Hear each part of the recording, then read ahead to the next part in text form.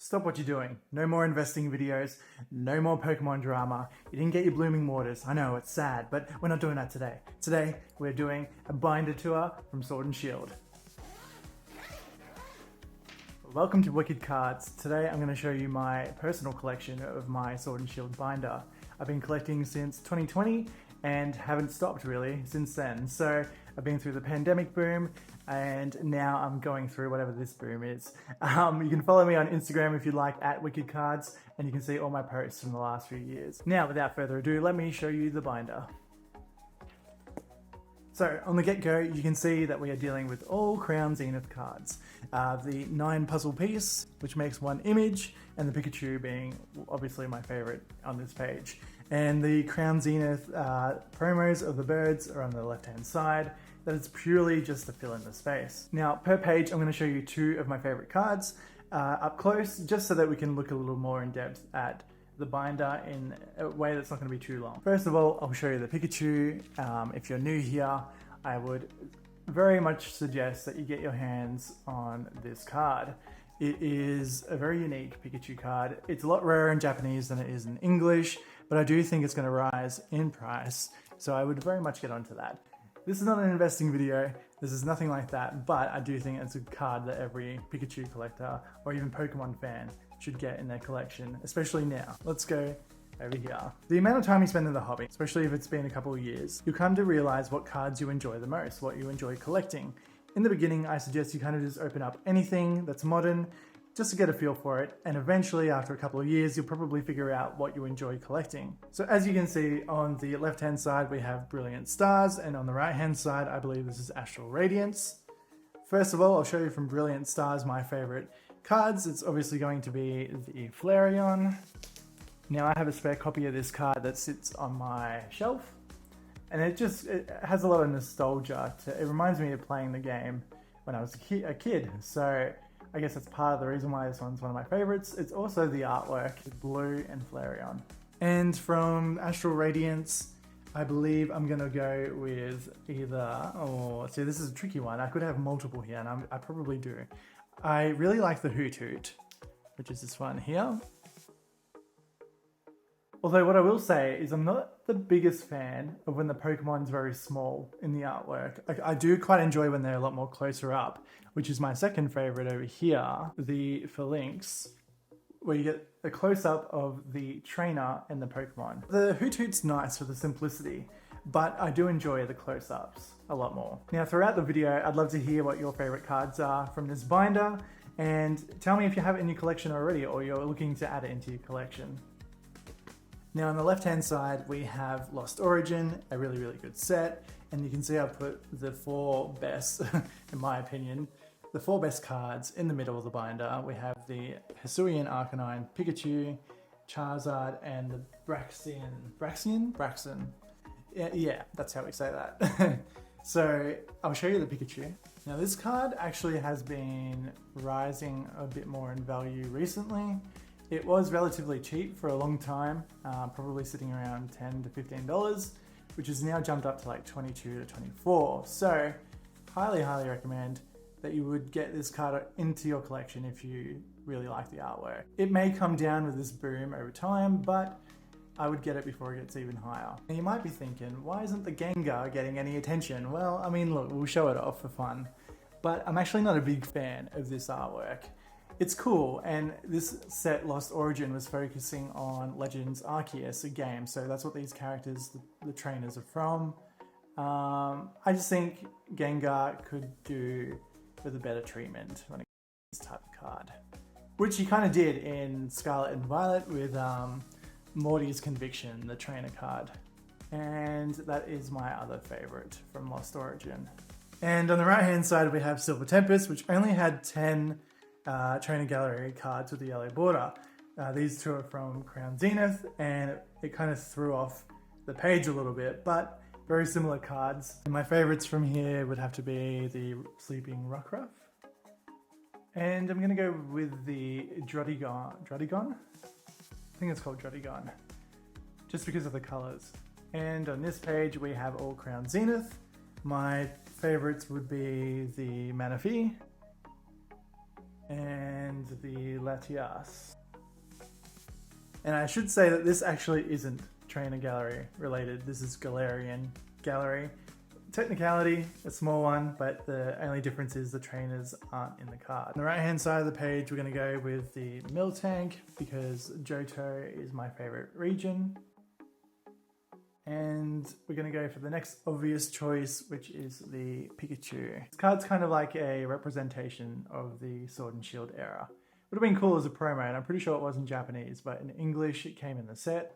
So there are 2 Pikachus that you can get, and I actually have one of these in a PSA 10, and I purchased it for about $60 from Hero Cards, and it's probably worth about $100 now, which is pretty wild. And now we move on to probably my favorite part of the binder, which is also Trainer Gallery related. It's just the higher end cards, the V and the V Maxes. Now these are technically alternate arts too, but I keep them in the binder because I'm never going to get rid of them pretty much. And as you can see, I've kind of tried to layer them next to each other so that you have the Blaziken V, the V Max next to it, Senna Scorch and Senna Scorch V Max. So it goes one by one in the same order. Wow, this is actually really hard to pick a favorite because a lot of them fall under the favorite category, but I will go with the Mimikyu. Mimikyu V, which I actually wasn't that big of a fan of Mimikyu at all until I saw this card pretty much, and I became a fan of Acerola too. Follow through with the VMAX Mimikyu, and I bet you were probably expecting me to show off the Umbreon or the Sylveon, but Mimikyu is going to be our favorite for today. Of Pikachu in red is surprisingly underrated, and I thought there'd be a lot more hype around this card when it first came out, but it kind of just flew under the radar for some reason. What do you think of this one? Now on the right hand side, this is going to be a little bit more of an easier choice. We're going to go with the Blaziken VMAX, or the V, sorry. And I should mention that I did not pull all these cards. Most of these were actually purchased from eBay, with some of them being pulled, especially Brilliant Stars. The only set I've ever opened up 4 boxes of booster box. So I did get a lot of the Brilliant Stars ones on my own, but the rest of them I purchased online through eBay at the time when they came out, which was a lot cheaper than what it is now. Next up, we'll go with the Orbeetle VMAX. I love aliens and UFOs, so it just looks really cool. We continue on the next page with more Trainer Gallery cards. The Rayquaza VMAX is the latest addition to this binder and the very final card that I needed to complete the Trainer Gallery. Now some would argue that this is nowhere near as good as the artwork from Evolving Skies, and I would have to agree, but it's still a nice addition to the collection. On the right hand side, I might show off a couple of different ones. As you can see, we have the Pikachu and the Eevee V and V Max. They're not Trainer Gallery related. They just sort of, there was space for them in here and not really anywhere else in the binder. So it kind of worked and we made do. Now I'll show off the Garchomp V, and if you're following the Scarlet and Violet era, you will likely be aware that this card is very similar to the one that just got revealed recently with Cynthia and Garchomp. Which one do you think's better? Garchomp V or the new version from Scarlet and Violet? Then we have a fan favorite, the Starmie, or Misty's Starmie. And this card, I'm so glad I got it when I did. It was expensive when I did, but it's even more expensive now. So in the hobby, you do have to move fast if you really want a card. Finally, from this page, I will show you the Galarian Articuno. And I really like the dynamic pose from its trainer in this one. And the overall color scheme is really nice too. On to the next page. We're not going to go too in depth with this one, but it's purely just gold cards. This could be a section of the binder that eventually gets trimmed down, but I do really like the black and gold versions, which also came from multiple different sets throughout the year. So, well, that year we had Astral Radiance, Lost Origin, Brilliant Stars, and Silver Tempest. They all came from, there was 2 in each set. Moving on, we get to a bit of a average part of the binder. It is the VSTAR cards, and these didn't live very long. They lived for about a year before we moved into Scarlet and Violet. So there aren't many of them, but they do have quite, some of them have quite cool artwork. Charizard being one of the favorites, and the Leafeon from Crown Zenith. As you can see, the VSTARs only take up 2 pages before we move into our full arts.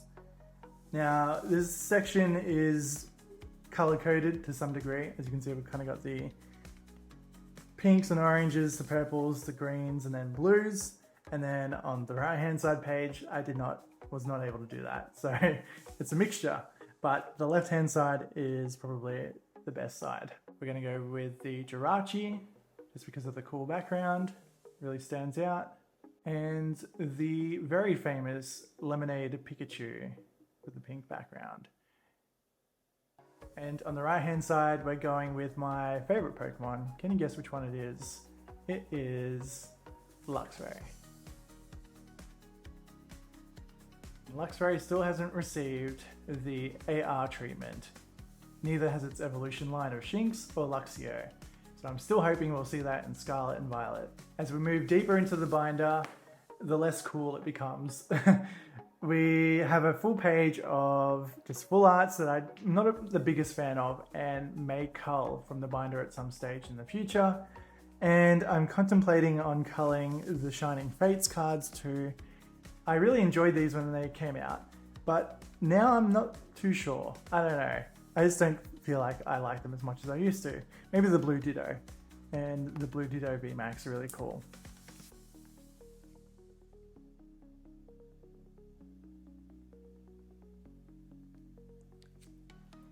Shining Fates was a really fun set to open when it came out. I pulled the shiny Charizard twice, gave one to my wife, and thought I'd be cocky and open up maybe like 7 more ETBs and didn't pull another one. So maybe that's why I don't like Shining Fates that much.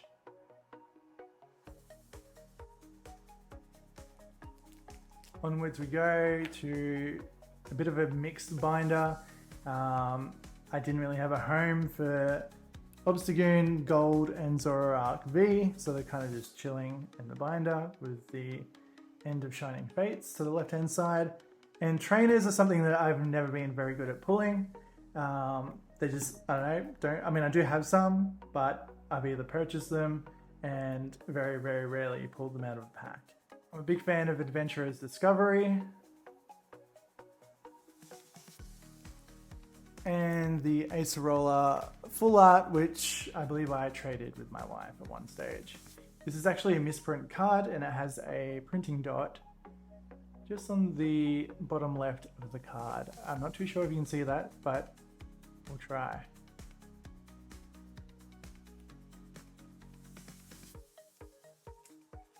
There's room for 2 more trainers if we ever collect more of the trainers from Sword and Shield, but for the moment I'm pretty much done with it.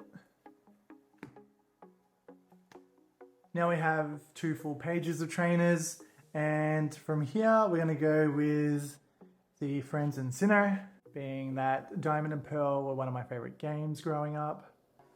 Didn't really enjoy the remake that much that we got a few years ago, but this card is very cool nonetheless.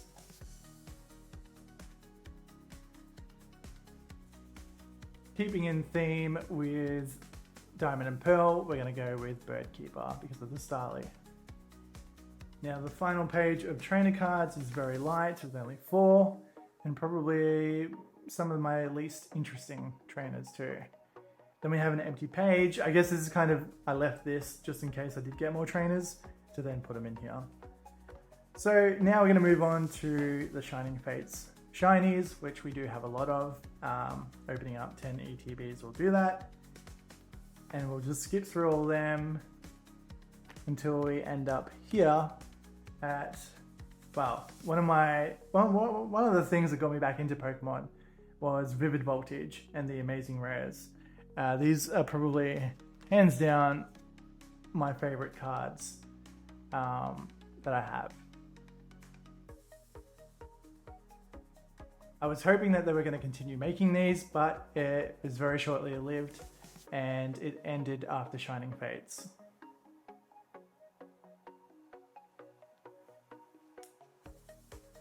And the rest of the page are Radiant cards, Alakazam being my go-to favorite. And if you get these in Japanese, the texture is just completely different and slightly cooler. So if you're contemplating on getting these, take a look at the Japanese versions too. Again, the binder gets really random towards the end. We have 3 random Shining Fates cards. Don't know why they're there, but there they are. And then we just have a bunch of promos. And then we continue on with the promos. These are all from 3 packs or just blister packs. I didn't end up collecting all of them, but I got pretty close from Sword and Shield to having a full set of them. With the Eevees being my priority, we have all the Eevees on the top row, and then all the evolutions that came in the 3 packs. We'll show off the Umbreon from Evolving Skies, which, you know, you pay $20 for a 3 pack back in 2021. And this card was like, you know, maybe $5 to buy after release.